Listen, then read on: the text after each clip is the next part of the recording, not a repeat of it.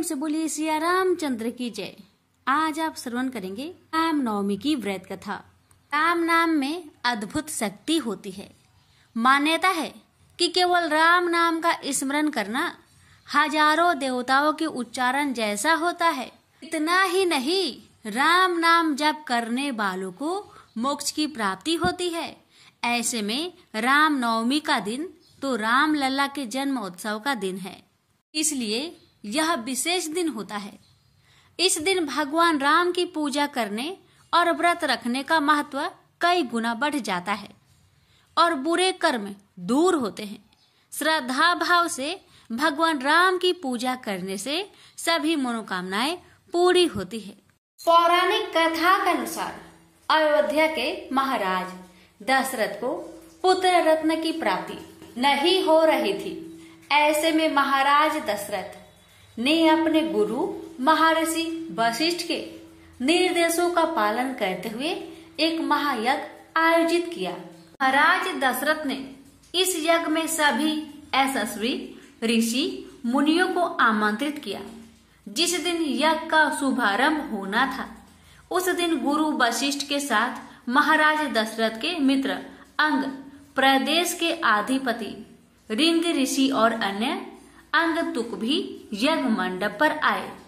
यज्ञ के समापन के बाद महाराज दशरथ ने सभी ऋषि और पंडितों को दक्षिणा स्वरूप धन धान्य का दान कर विदा किया। यज्ञ से प्राप्त प्रसाद लेकर राजा दशरथ पुनः अपने महल में लौट आए और प्रसाद अपनी तीनों रानियों के बीच वितरित किया। तत्पश्चात यज्ञ के पुण्य फल से तीनों रानियों ने गर्भ धारण किया। सबसे पहले माता कौशल्या ने एक पुत्र को जन्म दिया। रानी कौशल्या के द्वारा जन्मे उस बालक के चेहरे पर करोड़ों सूर्य के समान आभा थी और उस बालक व्यक्तित्व अत्यंत ही आकर्षक था। अनुपम छवि वाले उस बालक को जो कोई भी देखता मंत्र मुग्ध हो जाता। चैत्र माह के शुक्ला पक्ष की नवमी तिथि को जन्मा यह बालक और कोई नहीं बल्कि सृष्टि के महानायक श्री विष्णु के सप्तम अवतार भगवान राम का ही बाल रूप था। माता कौशल्या के बाद अन्य दो रानियों अर्थात माता केकई और माता सुमित्रा ने भी शुभ नक्षत्रों में पुत्रों को जन्म दिया। माता केकई के एक पुत्र अर्थात भारत हुए एवं माता सुमित्रा के दो पुत्र लक्ष्मण एवं शत्रुघ्न हुए। अयोध्या के नन्हे राजकुमारों के जन्म का समाचार पाते ही पूरी अयोध्या नगरी में खुशियों और उत्साह की लहर दौड़ गई। गीत संगीत जैसे समारोह से राजा दशरथ के चारों पुत्रों का स्वागत करते हुए उनका जन्म दिवस मनाया गया। वहीं देवताओं ने भी इस उत्सव में भाग लेते हुए इन नन्हे राजकुमारों को नमन किया और आकाश से अनगिनत पुष्पों की वर्षा कर उनका स्वागत करते हुए अपनी प्रसन्नता जताई। शीघ्र ही चारों पुत्र का नाम संस्कार महर्षि वशिष्ठ के द्वारा किया गया तथा उनके नाम रामचंद्र, भरत, लक्ष्मण और शत्रुघ्न रखे गए। अत्यंत विलक्षण प्रतिभा के धनी श्री राम अल्प काल में ही अयोध्या वासियों के प्रिय हो गए। उन्हें सभी प्रकार के अस्त्र शस्त्र चलाने में असाधारण निपुणता प्राप्त हो गई। वे निरंतर माता पिता और गुरुजनों की सेवा में लगे रहते थे। श्री विष्णु के सातवें महाअवतार के रूप में जन्मे श्री राम ने अपने जीवन काल में अनेकों महान और धर्मपरायण कार्य किए।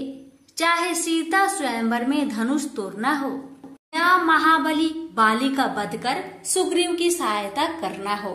विवाह के पश्चात मर्यादा पुरुषोत्तम श्री राम अपने पिता की आज्ञा का पालन करते हुए पत्नी सीता और अनुज लक्ष्मण समेत वनवास स्वीकार किया। जहाँ माता सीता की दुराचारी रावण से रक्षा करते हुए प्रभु ने अत्याचारी रावण का संहार किया। ये वही राम है जो स्वयं जगत के पालनहार है और दुर्लभ शक्तियों के स्वामी है, किंतु उन्होंने एक सामान्य मनुष्य जीवन का एक अद्भुत उदाहरण प्रस्तुत किया। युगों युगों के बाद आज भी श्री रामचंद्र के आदर्श व्यक्तित्व, धैर्य, निष्ठा, त्याग एवं पराक्रम को श्रद्धा और सम्मान देते हुए रामनवमी के दिन उनका जन्म उत्सव मनाया जाता है। आज भी राम भक्त अन्यथा आस्था के साथ अपने आराध्य श्री राम का अवतरण दिवस मनाते हैं। उनसे बोलिए सीताराम की जय। पौराणिक कथा के अनुसार भगवान श्री राम, माता सीता और भगवान लक्ष्मण वनवास जा रहे थे। उस वक्त प्रभु श्री राम विश्राम करने के लिए थोड़ी देर रुके। जहां भगवान विश्राम कर रहे थे वहीं पास में एक बुढ़िया रहती थी। भगवान श्री राम, लक्ष्मण और माता सीता उस बुढ़िया के घर गए। उस वक्त बुढ़िया सूत काट रही थी। बुढ़िया ने श्री राम, लक्ष्मण और माता सीता का आदर पूर्वक स्वागत किया और उन्हें स्नान ध्यान करवाकर भोजन करने की कहा। यह सुनकर श्री राम ने बुढ़िया से कहा कि माता, मेरा हंस भी बहुत भूखा है, इसके लिए पहले मोती ला दो, फिर मैं बाद में भोजन करूंगा। यह सुनकर बुढ़िया बहुत परेशान हो गई, लेकिन बुढ़िया अपने घर आए मेहमानों का निरादर नहीं करना चाहती थी। इस वजह से वह दौड़ते दौड़ते अपने नगर के राजा के पास गई और उसे उधार में मोती देने को कहा। बुढ़िया की हैसियत नहीं थी कि राजा को मोती लौटा आने की, लेकिन फिर भी बुढ़िया पर तरस खाकर राजा ने उसे मोती दे दी। बुढ़िया दौड़ते हुए उस मोती को लाकर भगवान श्री राम के हंस को खिला दिया। हंस को खाना खिलाने के बाद बुढ़िया ने भगवान श्री राम को भी भोजन करवाया। भोजन करने के बाद भगवान श्री राम जाते समय बुढ़िया के आंगन में एक मोती का पेड़ लगा गए। जब पेड़ बड़ा हो गया तो उसमें बहुत सारे मोती होने लगे, लेकिन बुढ़िया को इस मोती के बारे में कुछ पता नहीं था। जब पेड़ से मोती गिरता था तो उसकी पड़ोसी उसे उठाकर ले जाते थे। एक दिन की बात है, बुढ़िया उसी पेड़ के नीचे बैठकर सूत काट रही थी। तभी पेड़ से एक मोती गिरा। बुढ़िया ने तुरंत मोती को उठा लिया और उसे राजा के पास ले गई। बुढ़िया के पास इतने सारे मोती देखकर राजा को हैरानी हुई।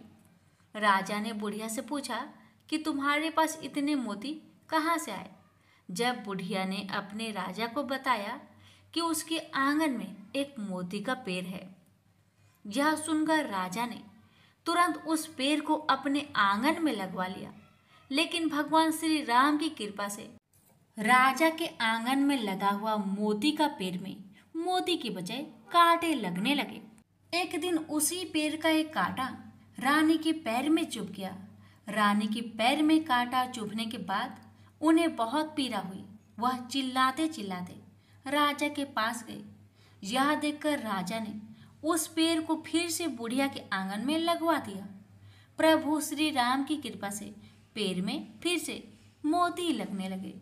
अब जब पेड़ से मोती गिरता, बुढ़िया उसे उठाकर प्रभु के प्रसाद के रूप में सभी को बांट देती थी।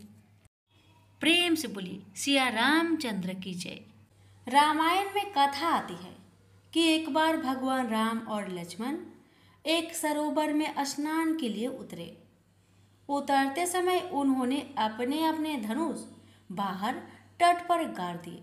जब वे स्नान करके बाहर निकले तो लक्ष्मण ने देखा कि उनकी धनुष की नोक पर रक्त लगा हुआ था। उन्होंने भगवान राम से कहा, भ्राता, लगता है कि अनजाने में कोई हिंसा हो गई है। दोनों ने मिट्टी हटाकर देखा तो पता लगा कि वहां एक मेढक मरणासन पड़ा है। भगवान राम ने करुणावश मेढक से कहा, तुमने आवाज क्यों नहीं दी? कुछ हलचल छटपटाहट तो करनी थी, हम लोग तुम्हें बचा लेते। जब सांप पकड़ता है तब तुम खूब आवाज लगाते हो, धनुष लगा तो क्यों नहीं बोले? मेढक बोला, प्रभु, जब सांप पकड़ता है तब मैं राम राम चिल्लाता हूँ।